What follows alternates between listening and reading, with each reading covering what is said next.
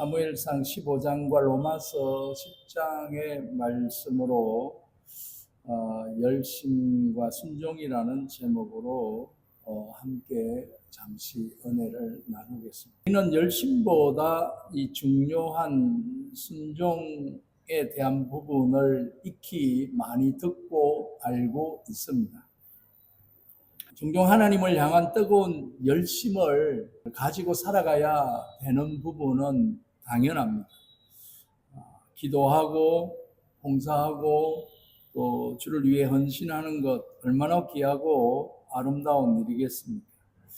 하지만 성경은 우리가 관가해서는 안 될 중요한 진리를 가르쳐주고 있습니다. 우리의 열심 이전에 순종이 먼저 선제되어야 한다라는 사실입니다. 사울 왕의 불순종, 다윗의 열심과 실패, 그리고 마르다의 분주함의 그 성경 내용을 통해서 우리는 여러 각도로 은혜를 나누어 왔습니다.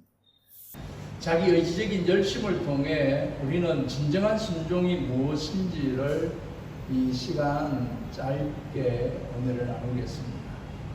우리가 하나님을 위해 무엇인가를 하는 것보다 하나님 말씀에 순종하는 것이 훨씬 더 중요하다는 사실을 한 번 더 각인시킬 수 있는 이 시간이 되시기를 바랍니다. 먼저 열심을 핑계 삼는 이 불순종의 문제에 대해서 다루어 보려고 합니다.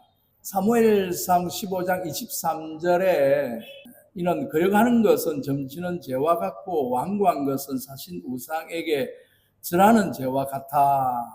왕이 여호와의 말씀을 버렸으므로 여호와께서도 왕을 버려 왕이 되지 못하게 하겠다라는 이야기입니다.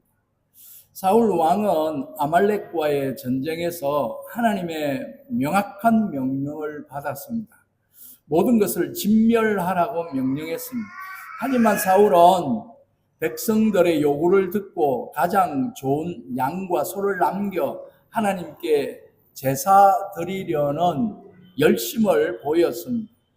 곁으로 보기에는 하나님을 위한 것 같지만 이는 하나님의 말씀을 온전히 순종하지 않은 명백한 불순종이었던 것입니다. 사무엘 선지자는 사울에게 이야기를 합니다. 순종이 제사보다 낫고 듣는 것이 수장의 기름보다 낫다라고 선포했습니다.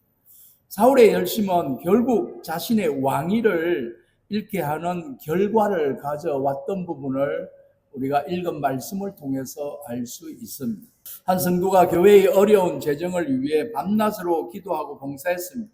그는 다른 성도들보다 훨씬 더 많은 시간을 교회에 시간 내어 나와 헌신했고 주변에서는 그를 열심히 있는 성도라고 칭찬했습니다. 하지만 그는 교회 내에서 자신의 의견이 관철되지 않으면 쉽게 불평하고 공동체의 결정에 따르기보다 자신의 뜻대로 행동하려는 경향이 있었습니다.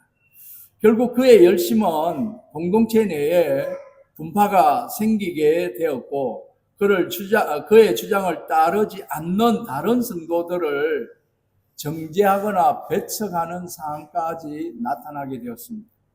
그의 열심은 순종을 바탕으로 하지 않았기에 오히려 공동체를 해치고 자신의 신앙생활에도 독이 되었던 것을 봅니다. 나의 열심이 다른 사람들과의 관계에 문제가 생기는 부분들이 참 많습니다. 그 다음에 하나님의 방식을 따르지 않는 열심의 실패를 이 다윗의 법궤 운반을 통해서 우리는 알 수 있습니다. 역대상 13장의 7절에 10절에 보면 저희가 기브아에서 하나님의 궤를 수리에 싣고 오는데 아비나답의 아들 우사와 야효가 그 수리를 모니라. 저희가 기도원의 다장마당에 이르러서 소들이 띠므로 우사가 손을 펴서 궤를 잡았더니 여호와께서 우사를 치심으로 저가 거기 하나님의 궤 앞에서 죽었다. 그렇게 되어 있습니다. 다윗은 하나님의 궤를 예루살렘으로 가져오려는 뜨거운 열심을 가지고 있었습니다. 그가 여러 나라를 점령하고 또 주변에 많은 나라들을 점령을 했다 할지라도, 아니 지금 초기에 이제 자기 나라를 통일시켰다 할지라도 그가 생각했던 부분은 이 정치적으로는 어떻게 했는지는 모르지만 결국 이 이스라엘은 하나님 중심, 유일신의 하나님의 중심의 삶을 살아가는 이스라엘 백성들에게 가장 중심점이 되는 것은 법궤였습니다. 법궤가 있어야 정통성이 회복되는 부분들이기도 했습니다. 그런 부분에 다윗은 하루빨리 하나님의 궤를 가져오고 싶었습니다. 그의 마음은 하나님을 기쁘시게 하려는 순수한 열정으로 가득 차 있었습니다. 그는 많은 사람들과 함께 스스로의 법궤를 싣고 기쁨으로 찬양하며 나아갔습니다. 하지만 역대상 13장 7절 13절에 보면 그 첫 번째 시도는 결국 실패로 끝났습니다. 소들이 뛰자 우사가 법궤를 잡았고 그 자리에서 죽었다 했습니다. 왜 이런 비극이 일어났을까? 다윗은 하나님의 궤를 옮기는 규정 또는 정해진 법칙 또는 순서 또 질서, 레위 지파 제사장들이 어깨에 메고 운반해야 한다는 민수기 4장 15절의 말씀을 무시하고 일반 수레를 이용했기 때문인 것입니다. 이들이 나쁜 짓을 한 것이 아닙니다. 하나님의 궤를 옮기는 헌신의 일들을 했습니다. 그러나 절차가 있어야 되고 또는 순서가 있어야 되고 질서가 있어야 되고 법으로 지켜내야 되는 부분들이 있습니다. 내가 열심으로 내 나름대로 생각해서 그것은 참 옳은 일이라고 생각해서 한다고 하지만 조금만 더 주변을 살펴보고 또는 관계를 살펴보고 덕이 될 것인지 유익이 될 것인지 어느 정도 시간이 필요한 것인지 충분히 기도하고 해야 되지 않나. 그의 열심은 컸지만 하나님의 방식을 따르지 않았기 때문에 결국 실패를 했습니다. 이후 다윗은 이 사건을 통해서 큰 깨달음을 가졌습니다. 그래서 역대상 15장에 보면 두 번째 법궤 운반 시도에는 레위 사람들을 거룩하게 하고 그들이 하나님의 말씀대로 법궤를 어깨에 메고 옮기도록 순서대로 절차대로 원칙대로 질서 있게 법대로 그렇게 옮기도록 지시했습니다. 결국 법궤는 무사히 예루살렘으로 옮겨질 수 있다라는 사실입니다. 오늘 선교단체에서 아프리카 어지 학교를 짓는 프로젝트를 추진했습니다. 선교사들은 현지 상황을 제대로 파악하지 않고 자신들의 열심을 앞세워서 최신식 건물을 지으려고 했습니다. 그들은 좋은 의도를 가지고 최신식 건물을 짓고 시설을 통하여 열악한 이 사람들에게 좋은 혜택을 누리게 해야 되겠다. 그런 귀한 마음이었습니다. 현지 주민들의 문화와 필요를 고려하지 않고 오히려 불필요한 건축 자재를 사용하고 불필요한 인력 배치를 고수했습니다. 결국 학교를 완공은 했지만 현지인들에게 유지 보수가 힘들었던 것이 그 최첨단의 기술 또는 좋은 시설, 그 다양한 프로그램을 행할 수 있는 그런 환경들을 갖추었지만 그걸 제대로 운영할 수 없는 상황에 빠진 겁니다. 교육 환경에 적합하지 않았습니다. 제대로 활용할 수가 없었습니다. 맨발로 다니는 그 사람들에게 그리고 비가 오지 않아서 흙먼지가 많이 날리는 그곳에 결코 쉽지 않는 시설이었고 유지하기가 힘들었던 상황이었습니다. 오히려 현지 주민들의 원망을 사게 했습니다. 하나님의 일을 할 때 우리의 열심만큼이나 하나님의 방법을 따르는 부분들이 필요하다. 절차가 필요하고 관계가 필요하고 뿐만 아니라 결국 그것이 은혜가 되고 덕이 될 수 있도록 실행할 수 있도록 만들어 나가는 것이 중요하다. 그 다음에 자기 의지적 열심의 위험입니다. 우리가 잘 아는 마르다와 마리아의 이야기입니다. 누가복음 10장 40절에 마르다는 준비하는 일이 많아서 마음이 분주했습니다. 예수님께 이야기합니다. 주여, 내 동생이 나 혼자 일하게 버려두지 않게 좀 이야기를 해주십시오. 마르다는 마리아에게 나를 좀 도와주라고 말해달라고 했는데 그렇지 않았습니다. 누가복음 10장 38절에 42절에 보면 이 마르다와 마리아 이야기는 우리의 열심 속에 숨겨진 자기 의지와 자아의 문제를 보여주고 있는 것입니다. 마르다는 예수님을 환대했고 대접했고 분주했습니다. 그의 열심은 칭찬받아 마땅합니다. 필요한 일이기도 합니다. 누군가는 또 해내야 될 일이기도 한 것입니다. 나쁘다는 것이 결코 아닙니다. 단지 마리아와 마르다의 상황 속에서 마르다의 그 속 마음을 우리 예수님께서는 이미 읽으셨다라는 것입니다. 일 자체의 문제가 아니라 그렇게 말하는 의도를 우리 예수님이 이미 간파하셨다는 것입니다. 문제는 그녀의 열심 속에 자기 의지가 깊이 개입되어 있었던 것입니다. 자기 의가 숨겨져 있었습니다. 그녀는 자신의 봉사를 통해 예수님께 인정받고 싶었습니다. 마리아가 자신을 돕지 않는 것에 대한 불평과 원망이 섞여 있었던 것입니다. 그의 열심은 예수님의 말씀에 집중하기보다는 자신의 기준과 방식으로 주님을 섬기려 했던 자신의 표현이었다. 한국에서 목회하면서 이런 분들을 수도 없이 봤습니다. 근데 그런 것 때문에 갈등이 생기고 문제가 생기고 원망이 생기고 불평이 생기고 결국에는 열심히 일하던 사람도 또 그 일하는 사람이 다른 사람에게 원망 불평했던 부분들이 귀에 들어가는 부분들 때문에 결국 이렇게 저렇게 달래고 알래고 보듬고 챙기고 하다가 나중에는 목회자가 양쪽 다 욕을 듣는 거예요. 왜 목사님은 내 편 안 들어주냐고. 내가 이렇게 열심히 했는데 열심히 내 편 안 들어주냐.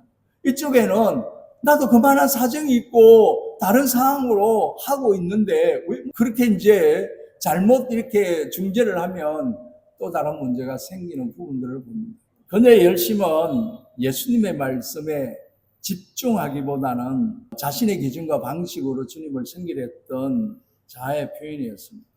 반면에 마리아는 예수님의 발치에 앉아 말씀을 들었습니다. 얼마나 사모했겠는가. 그녀는 아무것도 하지 않는 것처럼 보였지만 예수님이 뭐라고 말씀하시면서 이 부분들을 정리를 하셨냐면 더 좋은 편을 택했다. 더 좋은 편이라는 부분은 인간 입장에서 육신적 편함을 택한 그런 차원이 아니라 가치적인 차원에서 더 좋은 편을 택했다. 마리아의 순종은 예수님의 말씀에 귀 기울이는 것이었습니다. 우리의 열심이 주님을 위한 것이라 생각하지만 실제로 우리의 자아를 드러내고 만족시키는 수단이 될 수 있음을 이 이야기는 강력하게 경고하고 있습니다. 제가 이제 한국에 신방을 가면 그 집은 특별히 교회 부엌에서 음식을 잘 만드는 권사님 집이었습니다. 그래서 모두가 신방 따라간 사람들은 오늘 맛있는 거 얻어 먹겠다 생각하고 예배 드리고 난 뒤에 음식을 기대했어요. 그 권사님도 나름 홈그라운드잖아요. 그래서 맛있게 준비하는 여러 가지들을 많이 펼쳤습니다. 기도 시간에도 일어나서 밥솥을 어떻게 하고 또 잠깐 또 내비뚜껑을 들었다 놨다 하고 왔다 갔다 하고 정신이 없는 거예요. 정신없이 음식 만든다고 왔다 갔다 하는 상황이 벌어지는 거예요. 한 직장인이 교회 봉사에 대해서 열심히 대단했습니다. 주일 예배 후에도 교회 떠나지 않고 모든 것들을 정리 다 하고 떠났습니다. 하지만 시간이 지날수록 그는 다른 성도들이 자신만큼 열심히 하지 않는 것에 대해서 은근슬쩍 헐리는 부분들이 생겼습니다. 심지어 자신 때문에 다른 사람이 편하게 신앙생활 한다고 생각하며 은근히 자신을 과시하기도 했습니다. 그의 열심은 어느새 교만과 다른 사람들을 판단하는 도구로 변질되는 부분들이 생겼습니다. 하나님을 위한 봉사라고 말하지만 실상은 자기 자신의 존재감을 드러내고 인정받으려는 자기 의지적 열심이 많았던 부분이었습니다. 한국교회는 여전히 이런 분들이 있습니다. 여러분, 우리의 열심은 귀하고 중요하고 꼭 필요합니다. 열심히 있어야 됩니다. 하나님을 사랑하고 그분을 위해 헌신하려는 마음은 분명히 아름답습니다. 하지만 그의 열심이 하나님의 말씀에 대한 순종이라는 토대 위에 서지 않으면 그것은 오히려 죄가 되거나 실패를 가져오거나 자아를 드러내는 도구가 된다는 사실입니다. 사울 왕의 불순종, 다윗의 첫 번째 법궤 운반의 실패, 그리고 마르다의 그 분주함과 원망, 그 속에 드러난 자기 의지적 열심은 우리에게 중요한 교훈을 줍니다. 우리는 맹목적인 열심이 아니라 하나님의 말씀에 귀를 기울이고 그분의 뜻을 분별하여서 그분께 순종하는 것이 가장 중요함을 먼저 깨달아야 하는 것입니다. 진정한 열심은 순종에서 출발한다라는 이야기입니다. 목회자에게 순종하라는 그런 이야기가 아닙니다. 기본적으로 교회에서 교회를 제일 많이 걱정하고 기도하고 관심 갖는 분이 목회자지 않습니까? 장로님, 권사님들, 또 지도자, 리더들인데 그분들과 함께 더불어 잘 할 수 있는 열심이면 좋겠다. 로마서 10장 2절에 보면 저희가 하나님께 열심히 있으나 지식을 쫓는 것이 아니라 그분께 순종하는 것이 가장 중요함을 깨달아야 하는데 진정한 열심은 순종에 시작된다 했습니다. 또 3절에 하나님의 의를 모르고 자기 의를 세우고 힘써 하나님의 의에 복종치 아니했다 했습니다. 이 말씀처럼 우리는 지식 없는 열심, 자기 의를 앞세운 열심을 버리고 하나님의 의에 순종하는 열심을 추구해야 될 것 같습니다. 가장 중요한 것은 덕이 될 것입니다. 사람들과 함께 더불어 좋은 결과를 갖는 것이 이게 덕이 되는가. 말씀을 깊이 묵상하고 배워야겠습니다. 우리의 열심이 어디로 향해야 할지, 무엇이 하나님의 뜻인지 알기 위해 하나님의 말씀을 깊이 묵상하고 배우고 할 수 있는 은혜가 있기를 바랍니다. 내면의 동기를 점검해야 됩니다. 우리가 어떤 일을 할 때 그 동기가 진정으로 하나님을 기쁘시게 하기 위한 것인지 아니면 나의 인정 욕구나 자아를 만족시키기 위함인지 솔직하게 점검하는 부분들이 필요합니다. 하나님의 방식을 따라야 하는 것입니다. 우리의 열심이 아무리 뜨거워도 하나님의 방식을 따르지 않으면 절차, 순서, 질서, 덕이 세워지는 것, 이런 부분이 않으면 결국에는 실패할 수밖에 없습니다. 예배, 봉사, 선교 모든 영역에서 하나님의 말씀이 지시하는 바를 따르고 노력해야 할 것입니다. 마지막으로 겸손히 순종해야 합니다. 우리의 겸손한 순종을 기뻐하십니다. 겸손히 받아들이고 순종하는 삶을 살아가는, 나의 생각이 다르다 할지라도 하나님의 명령 앞에서 겸손히 받아들이고 순종하는 삶을 살아가는 저와 여러분이 되시는 은혜가 있기를 바랍니다. 오늘 시간 우리는 각자의 삶 속에서 어떤 열심을 가지고 살아가고 있는지 모릅니다. 그 열심이 과연 하나님의 말씀에 대한 순종을 바탕으로 하고 있는지를 깊이 성찰하면서 여행 가운데 이 짧은 시간에 영지의 스털린 교회에서 나눈 말씀이지만 여러분들이 한국교회에 가서 이런 부분에 덕을 끼치는 성도가 되는 은혜가 있기를 바랍니다. 누군가가 나 때문에 상처를 받는다면 또 다른 문제가 생기잖아요. 그래서 그런 부분에 하나님 앞에 깊이 기도하시면서 말씀 중심이 되는 저와 여러분이 다 되시기를 주의 이름으로 축원드립니다. 우리 시간 기도하겠습니다. 기도하실 때 말씀을 생각하면서 결단과 충고의 시간을 가지시기 바랍니다. 나 중심의 열심보다 주의 말씀을 바탕으로 하는 순종이 되기를, 사랑하는 부모님과 사랑하는 자녀를 위해서, 가족을 위해서, 사랑하는 교회와 목회자와 성도들을 위해서, 사랑하는 조국 대한민국과 또 이 나라 이곳 이 땅 이 백성들을 위해서 잠시 기도하시기 바랍니다.